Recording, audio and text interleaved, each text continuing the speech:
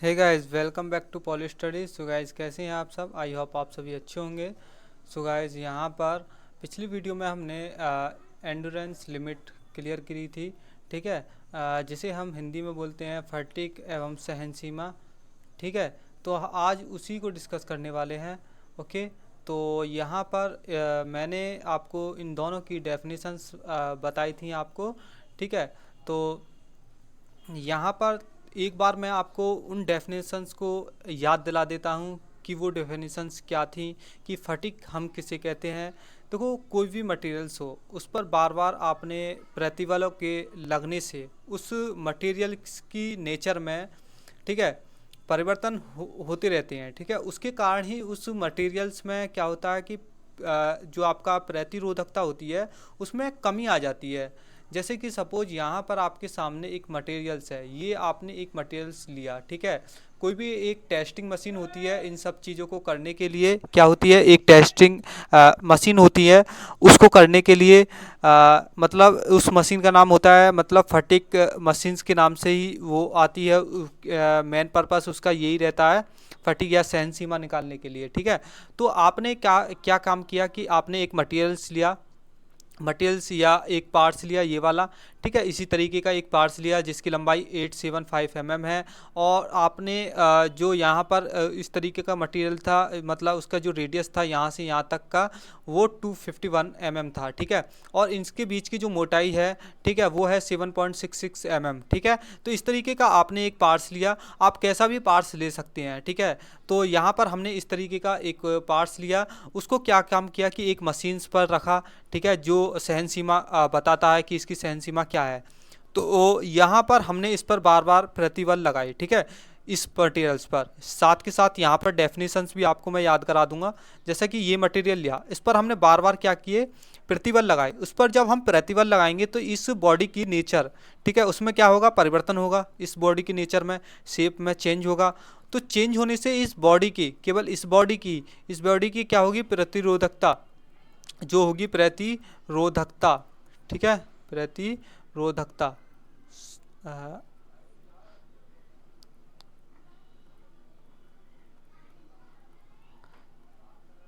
So guys, यहाँ पर ये थोड़ा सा सही से काम नहीं कर रहा है बोर्ड। ठीक है, तो यहाँ पर मैं आपको केवल यहाँ पर प्रतिरोधकता, जो इस मटेरियल, इस बॉडी की होती है प्रतिरोधकता, आप देखो यहाँ सही काम कर रहा है। प्रतिरोधकता लिख देता हूँ मैं, प्रतिरोधकता। ठीक है, ठीक, प्रतिरोधकता।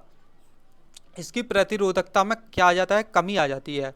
उसको ही हम क्या कहते हैं? फटीग कहते हैं। समझ में आया? तो ये इसका क्या है?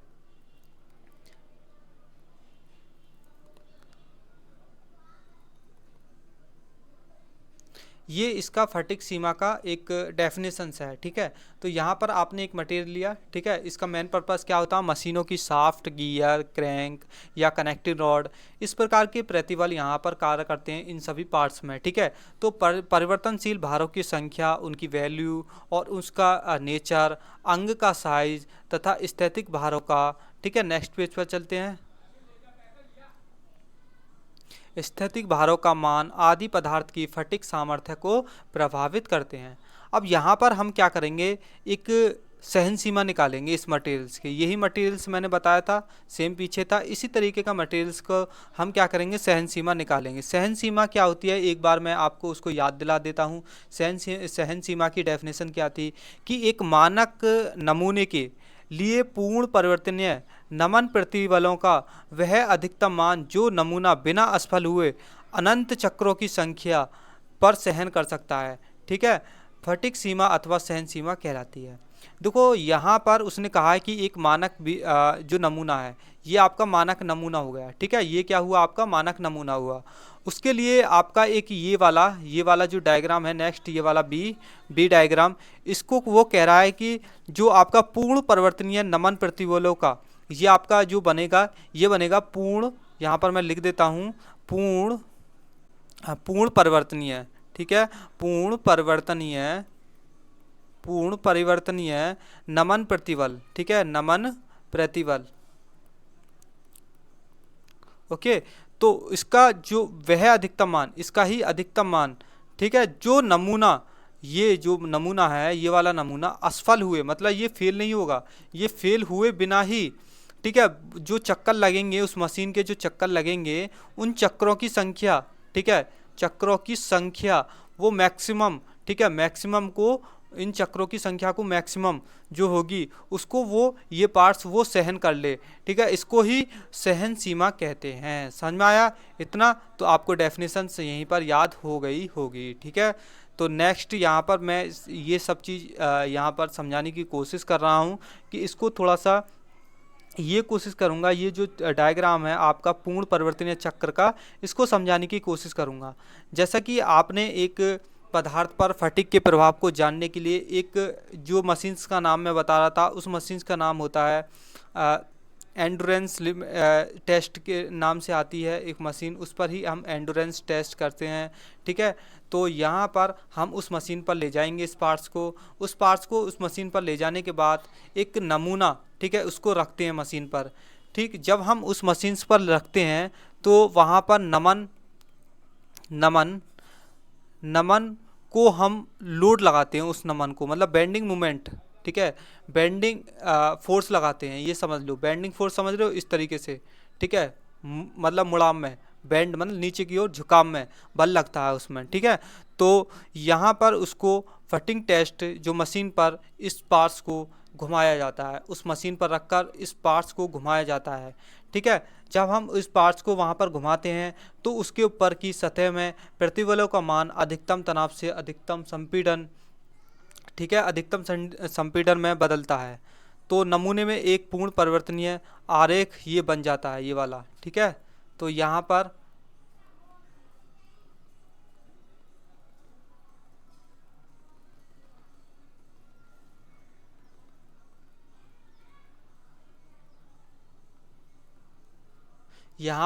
ये वाली जो डायग्राम यहाँ इस तरीके का बन रहा है, ये जो आएगा चक्रों की संख्या इस तरीके से दिखा रहा है, ये लिमिट, ठीक है, एंडोरेंस लिमिट, ये जो होगी यहाँ पर मिनिमम होगी, यहाँ पर जो होगी इस तरीके से यहाँ मिनिमम होगी, यहाँ शून्य होगी। इस तरीके से ग्राफ चलता जाएगा मशीन्स पर, इस तरीके का ग्राफ आता जाएगा और चलता जाएगा। यहाँ पर क्या होगा, यहाँ पर जो वॉल्यूम आपका प्रतिबल है वो प्रदर्शित करेगा यहाँ से यहाँ तक, ठीक है, इसकी। और ये जो होगी ये बेंडिंग है, यहाँ पर क्या होगी, यहाँ पर शून्य हो जाएगी, इधर की ओर जो टाइम चलेगा आपका, इतने टाइम में ये बनकर तैयार हुआ, ठीक है। ये जो होगा ये लिमिट मिनिमम होगी, यहाँ पर भी जो लिमिट होगी यहाँ से यहाँ तक ये मिनिमम, और ये दोनों ही मिनिमम होगी। और ये जो डायग्राम इधर से यहाँ तक जो दर्शा रहा है, ये दर्शा रहा है कि तनाव संपीड़न प्रतिबल यहाँ पर इस तरीके से चलेगा, यहाँ फिर नीचे डाउन होगा, फिर डाउन जाएगा, फिर यहाँ पर अप होता चला जाएगा, फिर डाउन होगा, इस तरीके से आपका ग्राफ बनेगा, ठीक है। नेक्स्ट जो एक ग्राफ बनेगा, जो मेन ग्राफ है ये है आपका, ठीक है, ये मेन ग्राफ है। यहाँ पर ये प्रदर्शित कर रहा है कि ये आपका प्रतिबल होगा ऊपर की ओर, और नीचे यहाँ इधर की ओर, ठीक है, क्षैतिज में और ऊर्ध्वाधर में प्रतिबल होगा, और क्षैतिज में चक्रों की संख्या होगी। यहाँ पर ये इस तरीके का ग्राफ आपका बनेगा उसी डायग्राम से। देखो पीछे वाला जो डायग्राम है, पीछे वाला डायग्राम ये वाला डायग्राम है, तो यहीं से क्या होगा, इस तरीके से आपका एक यहाँ पर आपका डायग्राम बनेगा, ठीक है। यहाँ इधर की ओर चक्रों की संख्या, ठीक है, ऊपर की ओर प्रतिबल लगेगा। समझ में आया? तो ये सब चीज़ थी यहाँ पर समझने की, बस, और इसमें कुछ नहीं है इस चीज़ को समझने के लिए, ठीक है।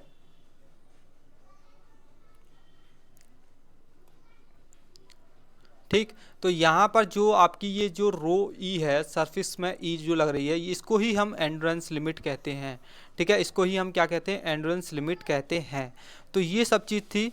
और यहाँ पर आप यहाँ पर क्या करना होता है, जो एक मशीन पर हम जब लेकर गए तो मशीन को हम घुमाएंगे, चक्रों की संख्या से घुमाते जाएंगे, तो वहाँ पर उस मशीन में कुछ नोट करने की बात होती है, ठीक है। क्या करना है, चक्रों की संख्या आप नोट करोगे, ठीक है, चक्रों की संख्या आप नोट करोगे यहाँ पर, ठीक है। तो वहाँ पर एक आरेख बन जाएगा, वहाँ पर आपको चक्रों की संख्या नोट करनी है, कितने चक्कर आपने लगाए। तो मैंने वहाँ पर लिखा था 10⁻⁷ ये मैक्सिमम होती है, सामान्य इतने ही चक्कर लग पाते हैं, ठीक है। तो ये मैक्सिमम होते हैं, तो चक्र की संख्या आप नोट कर लोगे, तो उनसे एक परिणाम निकल कर आएगा, एक प्रतिबल चक्रों की संख्या आपको वहाँ पर मिल जाएगी, मतलब आरेख मिल जाएगा आपको। यही आपकी एंड्योरेंस लिमिट होगी। ठीक है, तो एंड्योरेंस लिमिट आपको समझ में आई। तो नेक्स्ट वीडियो में आपका नेक्स्ट टॉपिक आपको मैं समझाने की कोशिश करूँगा। सो गाइस वीडियो अच्छी लगी हो तो लाइक करें एंड वीडियो को ज़्यादा से ज़्यादा शेयर करें।